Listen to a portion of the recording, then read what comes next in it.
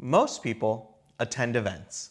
But very few people understand what actually goes into creating one. Whether it's a wedding, a fashion show, a fundraiser, a corporate convention, or a private celebration, what you see is the final result. What you don't see is the planning, the design decisions, the coordination, and the real-time execution that makes everything feel seamless.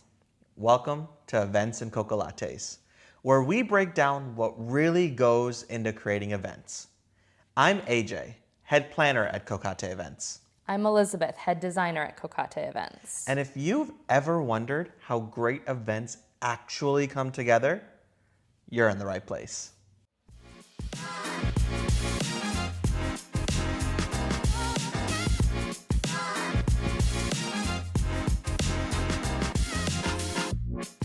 This podcast has been something we've wanted to create for a while. Because the event industry is one of those industries where it looks incredible on the surface, but it isn't always fully understood. People see the outcome, the photos, the production, the atmosphere. But they don't always see the structure behind it, the decisions behind it, or even the team behind it. And that's what we're here to talk about. Not just weddings, but events as a whole.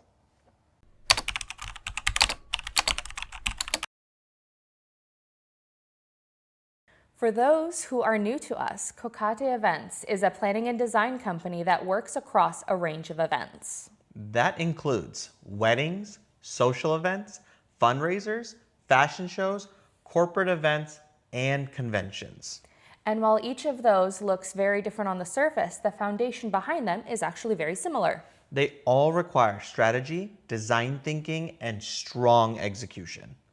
What drew us into this industry wasn't just the creativity, it was the understanding of how all of those pieces come together. How timing affects experience, how layout affects movement, how design affects how people feel in a space. Because at the end of the day, an event isn't just about how it looks, it's about how it all works. I think because this is our first episode, we have to take this to the basics and have a conversation just about events as a whole. How's that sound? Yeah, let's do it. Let's get more comfy. Okay, so when we talk about events, there's three major components to an event. And fully being an event planner design. So three components that even we focus on. Yeah. The first one is planning, Yes. which is where that's my job. That's your planner. forte. You're an expert. It really is. So that one is like, everyone's like, oh, it's very simple. We have over a 300-point checklist that we go through for planning an event, whether it's a wedding, a convention, fashion show, and it gets intense. It's not just booking vendors, creating budgets, creating timelines.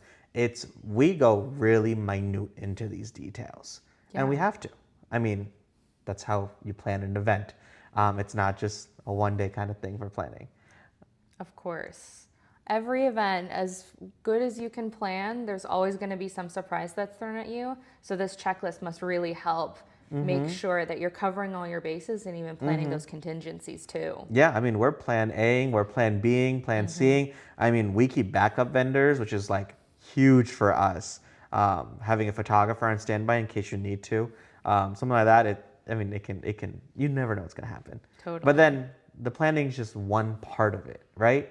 The planning is what sets it apart. But then what you do. The design is my favorite, to be honest. I love making the full experience cohesive and beautiful and thinking about not just our clients' experience, but their guests, their stakeholders, whoever this event may be for.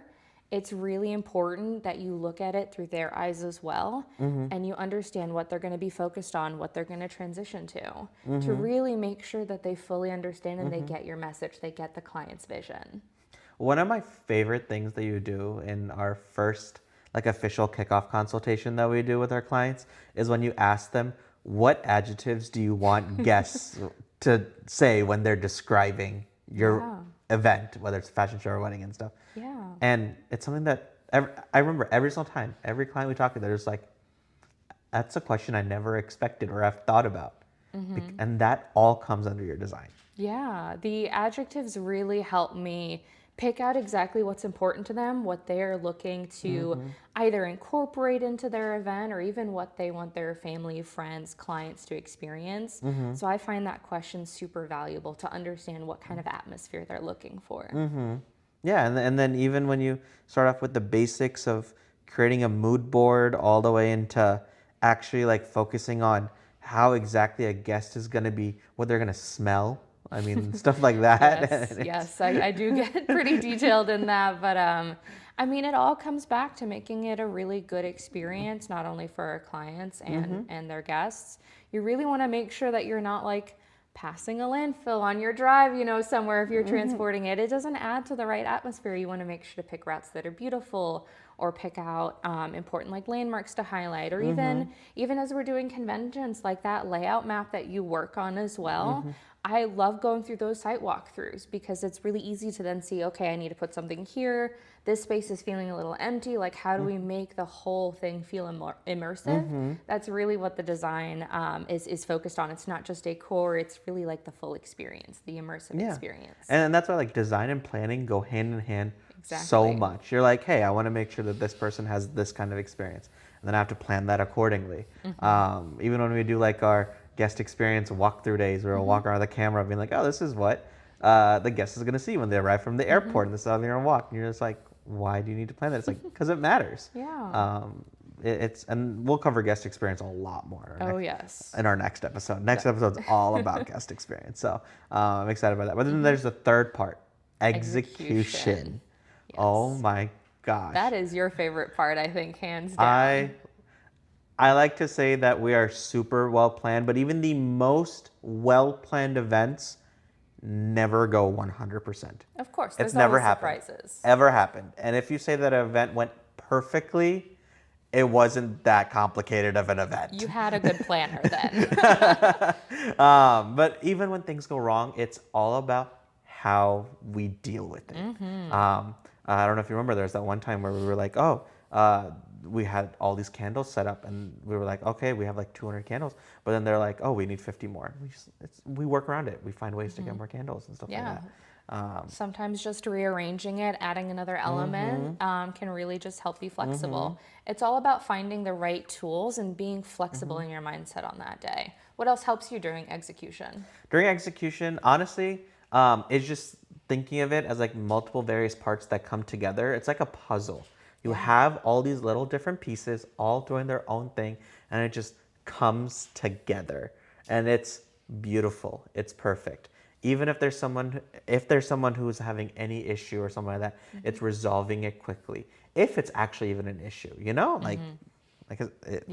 planning events are wild. The people are wild. You never know what you're gonna get. But the execution is what I feel really differentiates a good planner from a great planner. Because people plan, and there's lots of planners, but what you do the day of matters so much. I mean, I don't know if you remember, we went to a wedding in Virginia one time. Yes. That we secretly kind of wanted to check out a little bit because it was a famous person planning and everything. Yeah, some of the vendors were our friends, I remember. Yeah, I don't know if you remember, we arrived there at 2 p.m. and we got dinner at, I think it was like 8 p.m. Like, it was quite a long day with some breaks for vendors, but those guests just ended up standing around. Yeah, and there were 6 coordinators there, which was insane. It was a large wedding, to be fair, but It was. we came away with a lot of lessons learned, even for how we can improve and what we can think about as well. I remember that was several years ago. Yeah, that was very early. That was honestly, I think it was actually right before we started our company as a whole. So it was a great learning experience for us. Yeah. That even the most high profile or popular or something different doesn't have to necessarily go perfectly. And it's not going to. It's just how you plan it and how you execute it. Very, very fun. But yeah, no. I mean, even we've had some random times where things go chaotic. I don't know if you remember the wedding where the rabbi went missing. Oh my gosh, even during our own wedding, the garlands didn't get picked up on time. Do you remember? But luckily, we knew how to handle it. Yeah. The guests never found out there was an issue. That's the most important, to be honest. Exactly. I always joke with clients that we can always have fun afterwards with some champagne, talk, relax if you want to. But honestly, if you're super happy during your event, let's be real. A lot of our listeners are probably going to want to know exactly what went wrong and hear that juicy gossip. So we'll pick and choose a couple stories that we can tell. And really, especially if we can pull out the lesson from those, I think that'd be really valuable for our audience. 100%. 100% for sure. Oh man, I'm so excited for this podcast. Yeah. It's going to be so fun. I am too. But yeah, no, if there's, I think for this one, I think we'll leave it at just next episode's about guest experience. Yeah, and it's about arguably most important. It's specifically about guest experience before the wedding. Yes. We're not before the guest event. experience starts from when you're first telling them that you're hosting something. You're first putting out that announcement. So we'll start from there and work your way through the actual day. So that's going to be awesome.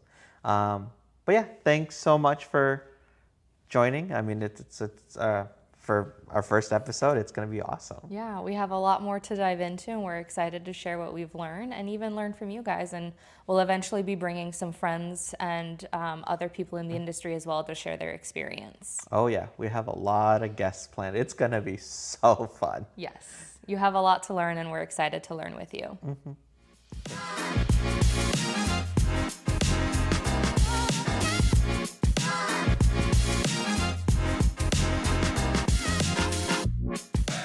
Thank you for listening to the first episode of Events and Kokalattes.